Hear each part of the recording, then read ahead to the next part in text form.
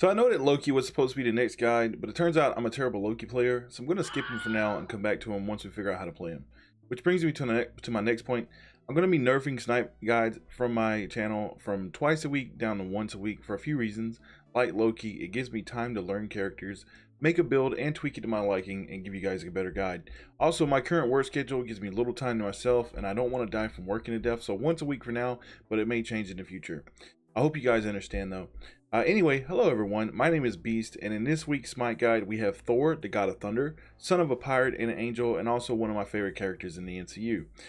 In a game of Smite though, Thor falls under the assassin class, and in this build we use him in the jungle position for conquest. As with my other guides, we would talk about what his abilities are, how we build him, and then his strengths and weaknesses. If you are finding me for the first time, make sure you subscribe to my channel for more Smite guides, and be sure to leave a like if you enjoyed the video. Alright, with all that out of the way, let's get right into it. So compared to other gods' passive abilities we have covered thus far, I think Thor's is one of the best in my opinion. Warrior's Madness allows Thor to gain physical power by simply just being around enemy gods. His one is also his escape because he can throw Mjolnir, and tapping the ability again allows Thor to teleport to his hammer. What's more is we get to see the power of Uru Metal go to work because the hammer damages all in his path, and if hit twice, enemy gods take double the damage from the return, but minions only take half. For his 2, Thor slams his hammer into the ground, creating a wall that can block enemy movement, and anyone hit by this fissure is stunned. One of the strongest combos that Thor actually has is using his 2 then his 1. The 3 is called Berserker's Barrage, and pretty much it's the only attack that Thor has for wave clear, so that's the ability we start off with when we're playing Conquest. But Thor spins around really fast, damaging anyone caught in his self-powered ninja blender, and he is also immune to knockup for the duration of the ability. For his ult, we have the Anvil of Dawn, and so far, again, compared to other guys we have covered up to this point, this is one of my favorite ultimate abilities because Thor twirls his hammer around, then leaps into the air and hovers above the map like an eagle hunting a fish, and once you choose his destination, he zooms to the target and smashes his hammer to the ground, dealing damage and stunning anyone caught in the blast radius. Also, anyone squishy caught in this is pretty much dead unless you're me and you have terrible aim. But that's it for his abilities. Let's jump right into the build. Since we are jungling with Thor, we go into Assassin's Blessing. I really like the starter item, and it helps Thor because again, his only clear is his 3, and quite frankly his clear sucks.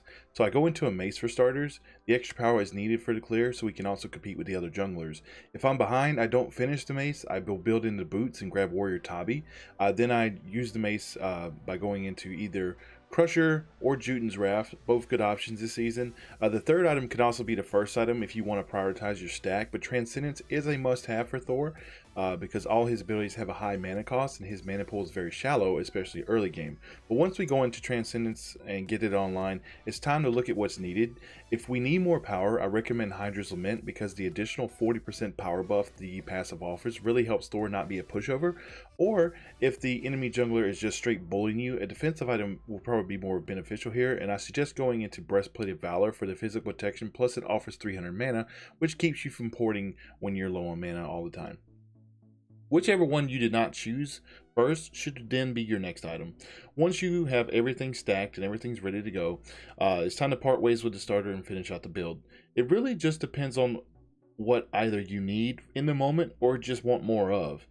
I always consider the last item in my kit like the most situational, because typically I'm always stacking power. So if I look at what I'm needing, if I need more magic protection, I'll go into this. If I need more power, I'll go into that. So we'll start off with that. But either which way, you look at what you need. Like if you want more damage, if you went into Crusher, you can spec into Jotun's Wrath or Titan's Bane. If you need more magical protection, you can do Bulwark of Hope, Pestilence, or even Mantle of Discord.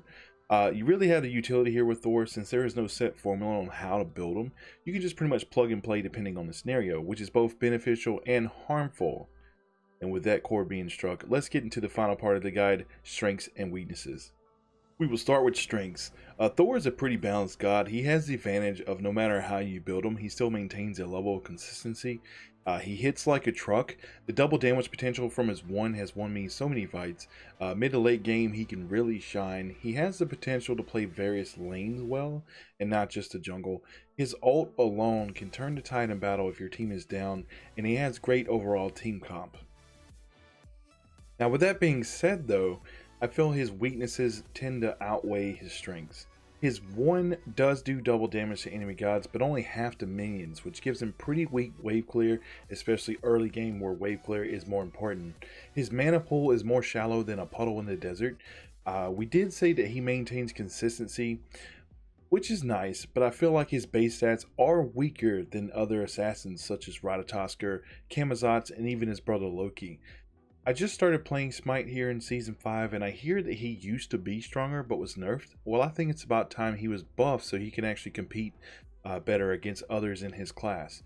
He's great at swinging a hammer, but his boxing is worse than a 3-year-old trying to last 12 rounds against Floyd Mayweather.